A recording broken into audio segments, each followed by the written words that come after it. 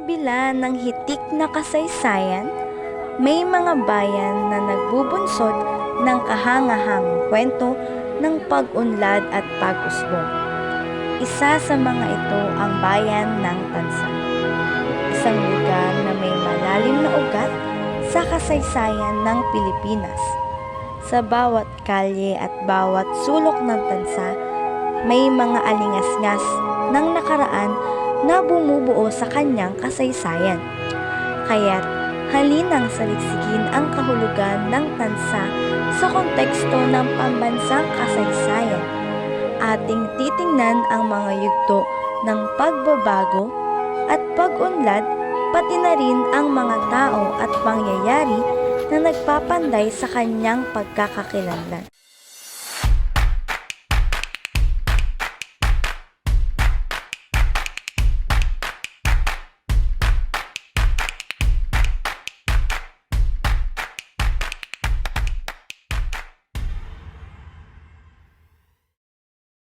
Marami ang nakakaalam kung saan matatagpuan ang bayan ng Tansa. Ngunit, alam ba natin ang kasaysayan nito? Halina't saliksikin ang kasaysayan ng Tansa. Tansa po ay dati siyang estansya, na siya ay isang malaking lupain na nabili ng mga paring Agustino. Sila po yung unang may-ari ng estansya. Kaya tinawag itong estansya, nandito po malaking taniman ng palayan o gulayan. Pero hindi naman nagtagal ang mga Augustinian fathers, at ito naman ay ipinagbili sa mga Dominican fathers. Naglagay sila dito ng tuklong. Yung tuklong na ginawa nila ay ginawang simbahan at tinawag itong Parokya de Santa Cruz de Malabon. Ang pangunahing patron ng bayan ay ang Santa Cruz. Kaya dahil nga bahagi ito ng San Francisco de Malabon, na ngayon ay General Trias, kaya isinunod ang pangalan na naging Santa Cruz de Malabon. Yung mga naunang pamilya rito sa Tansa ay nabili ang lupain at ito'y kanilang pinayabong. At then, noong February 28, 1914, ay sa pamumunan ni Florentino Joya sa pakikipagtulungan ni Antero Soriano na isang senador, congressman na lihitimong mga taga-Tansa, ay nagpasa sila ng isang panukalang batas sa bisa ng Republic Act 1146 na hiwalay muli at magsariling bayan muli ang Tansa nasa San Francisco de Malabon at tinawag itong Tansa from the word Santa. Una naming pinuntahan ang isa sa mga pinakamatandang simbahan ng Tansa, Cavite, ang Diocesan Shrine of St. Augustine. Ang simbahang Diocesan St. Augustine Church sa Tansa, Cavite ay isang makasaysayang simbahan na naglalarawan ng mga yaman at kahalagahan ng pananampalataya sa lipunan. Ang parokya ng Tansa ay itinatag noong August 29, 1780.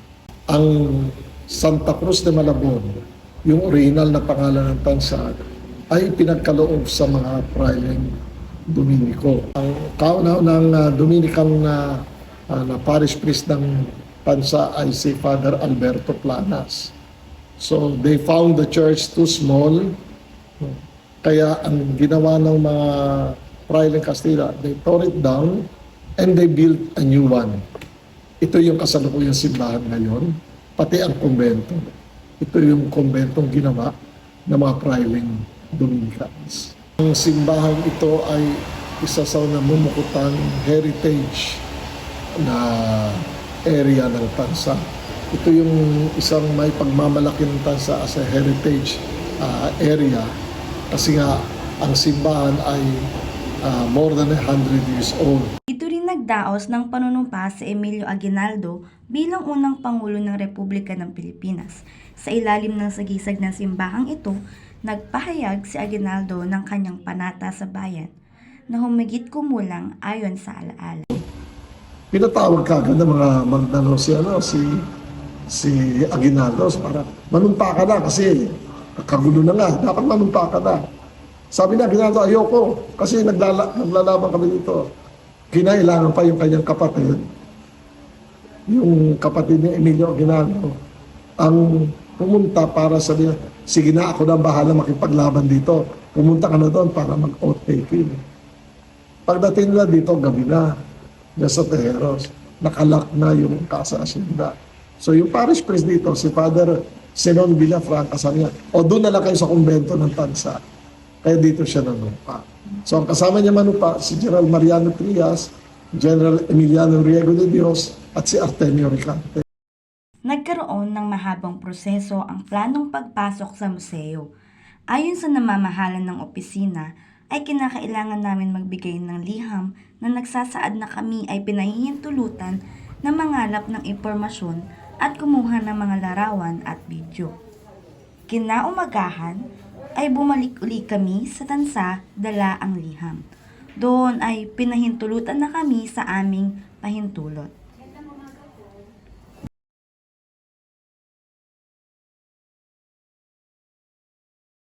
My own collection. Nung isang piyesta ng Tansa, nagpaano ko noon ng mga pictures. Kaya doon sa lugar na yun, andun yung mga pictures ng Tansa. Then, unti-unti, nagpapagawa ako ng mga painting katulad ng simbahan na yun. Yan yung yung simbahan na yan. Ang plano ko ay unti-unti, pag malapit ako umalis, papaltan ko na lahat yan ng Tansa. Kaya, namamulay pa ako ng mga pictures ng old Tansa. Ayun doon, mayroon mga pictures doon. Doon sa loob, may mga pictures ng lahat ng mga pare na anak ng Tansa. At saka yung mga naging parish priest ng Tansa. Tapos dito yung, ayun, yung walls.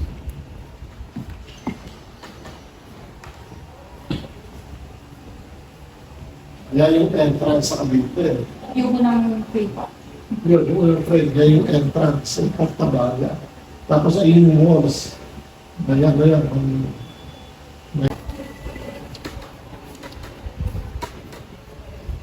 Ayun, doon yung mga naging parang taga-Tansa. Yun, nakanyayari doon. Nakita niyo ba yun? Puntahan niyo. Lahat ng mga pari dyan dito sa side na to, taga-Tansa. By order of age. Pasok lang kayo dyan. Sa loob ng museo ng simbahan, naglalarawan ang mga exhibit ng mayayamang kasaysayan at kultura ng lugar. Sa bawat sulok ng museo, matatanaw ang mga antigo at makasaysayang artifact na nagpapakita ng yaman ng pananampalataya at tradisyon ng komunidad. Ang bawat larawan, relihiyosong gamit at dokumento ay isang paalala sa mga bisita ng kahalagahan ng simbahang ito, bilang bahagi ng kanilang pambansang identidad at pananampalataya. Sa bawat pagbisita, ang museo ng simbahang St. Augustine ay nagbibigay daan sa mga bisita na mas lalo pang maunawaan at mahalin ang kanilang kasaysayan at kultura. Ang imahe ni San Agustin ay dinarayo ng maraming deboto sa Tansa tuwing buwan ng Agosto. Ito ay pinagdiriwang tuwing ika-27 at ika-28 ng Agosto taon-taon. Pinaniniwalaan ng mga deboto na si Tata Austin ay nagbimilagro sa pamamagitan ng pagkarakol kay Tata Austin tuwing tagulog. At sila ay nabibiyayaan ng ulan para sa mga pamilya ng magsasaka. Pumunta naman kami sa opisina ng turismo upang magkalap pa ng impormasyon tungkol sa iba pang makabuluhang kwento ng bayan. Bilang pasasalamat, pag August, sila ay nagpapagawa ng lobo, higante at toro. Yung hot air balloon na lumilipad. Kaya kilala rin ng bayan ng Tansa. Sabi, pag maraming lobo, ay piyesta ng Tansa. Noong araw kasi, ang mga pinalilipad dyan, mga 200 piraso, 300 piraso. Tapos meron pa tayong higanting toro. Ito yung yari sa papel, yung paper mache, may fireworks to, inaabangan to. Diba? Ang mga tao ay nag-iipon-ipon lahat sa plaza dahil pagkakatapos ng prosesyon ni San Agustin, ay ang mga tao nagtitipon-tipon sa plaza. Tapos biglang lalabas, pag natapos na ang papapalipad ng lobo, lalabas na ang mga higante at toro. Yun ay mayroong sumasabog na apoy. Diba? Yun ang kinatutuwa ng mga tao. So kaya nga, yun, alay yung kay San Agustin. At napag-alaman din namin Talaga namang maraming kilalang personalidad sa Tansa na may malaking ambag sa kasaysayan. Sina Antero Soriano, Florentino Hoya, Esteban de Ocampo at marami pang iba. Sa kabila ng mga kilalang tao, nalaman din namin na meron palang sariling Casa Hacienda ang bayan ng Tansa o tinatawag na Casa Hacienda de Tansa. Ito ay matatagpuan sa lugar ng Hugo Arca Street sa Biwas, Tansa, Cavite. Sinubukan naming pasukin ang loob ng Casa Hacienda, ngunit nabigo kaming makapasok dahil wala ng tao na lumabas dito. Ang Casa Hacienda, na matatagpuan din natin sa Biwas, ay may panandang kasaysayan pero ng lokal. Ibig sabihin, ng bayan. Hindi pa siya nalalagyan ng National Historical. No? Kaya puro local pa lang. Pero siya ay malaki rin ang naiambag niya sa kasaysayan dahil yan ay bigay ng Espanya, ng Reyna ng Espanya kay Francisco Valencia na isang taga-Tansa. Bakit ibinigay? Kasi yan ay naging kumbento ng mga pari. Ngayon, noong ang mga pari ay papatayin, ay itinakas ni Francisco Valencia ang mga pari. Kaya nung nalaman ng Espanya, ay bilang ganti, ay pinagkaloob to sa Valencia family. From Francisco Valencia na naging anak si Nicanor Valencia na naging mayor naman ng Tansa. Sa aming paglilibot-libot, pumukaw sa aming atensyon ang isa sa mga pangalan na nakapaskil sa kahabaan ng umboy. Siya si Felipe G. Calderon.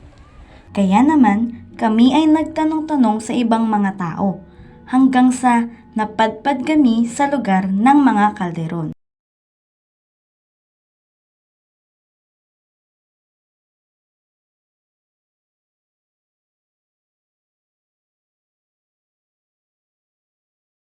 Ngunit, wala kaming masyadong impormasyon na nakalap kay nanay na kamag-anak ni Felipe. Ang bahay ni Felipe Calderon ay walang makapag-trace kung saan dahil hindi naman talaga dito lumaki.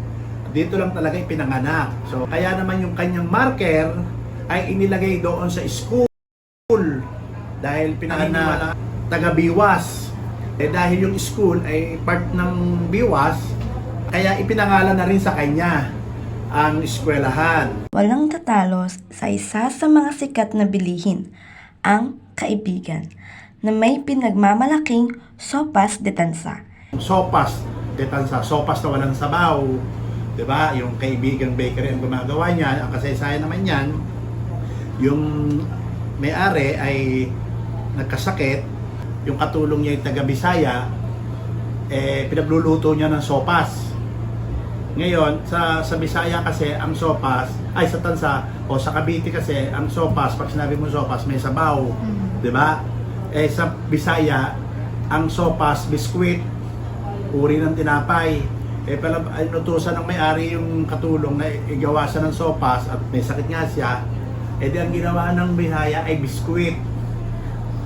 Nasarapan yung may-ari, so ginawa niyang business to. No? Kaya kung mapapasok nyo rin yan, yung kaibigan bakery, nandiyo pa yung pugon niya na talagang tsaka sa kahoy yan, hindi yan sa oven, talagang trotrosong kahoy yan. Kaya masarap na bebek na mabuti. Matatagpuan rin dito ang ipinagmamalaking kainan na kilala bilang Calle Real, na nag-aain magpahanggang ngayon ng kalandrakas. Ito ang nakasanayang ibigay bilang tanda ng pakikiramay sa tuwing may lamay. Sa aming patuloy na pag-uusisa, nalaman namin na may isa pang kilalang pagkain na hindi mawawaglit sa panlasa ng mga lehitimong Tanzenyos. Ito ay Pansit Estacion. Ang Pansit Estacion kasi ay isang uri ng palabok. Instead na noodles ay toge. Instead na kalamansi is kamyas. Bakit tinawag siyang Pansit Estacion? Kasi ang Tansa nung araw ay release ng tren. Ang mga praile from Manila, pag pumupunta rito sa hacienda nila o pumupunta sa mga bayan-bayan, nakakakain sila ng pansit. Dito, hindi alam ang pangalan ng pansit na yun. So, dahil nga malimit lang makain sa istasyon ng tren, kaya tinawag tong Pansit Estacion. Dahil sa mga ipinagmamalaking pagkain ng bayan, Napadpad kami sa terminal o palengke sa hulugan. Dahil nga ang tansa ay mayaman sa anyong tubig, hindi maikakaila na isa ang pangingisda sa pangunahing pinagkakakitaan ng mga mamamayan ng tansa. Sa bawat yugto ng pag-unlad at pagbabago, ang tansa ay patuloy na nagpapakita ng tapang at pag-asa ng mga Pilipino. Ang tansa ay hindi lamang isang bayan, kundi isang puok ng mga alaala at inspirasyon na patuloy na magliliwanag sa landas ng kinabukasan. Sa bawat hakbang, may kasaysayang kwentong nakaabang.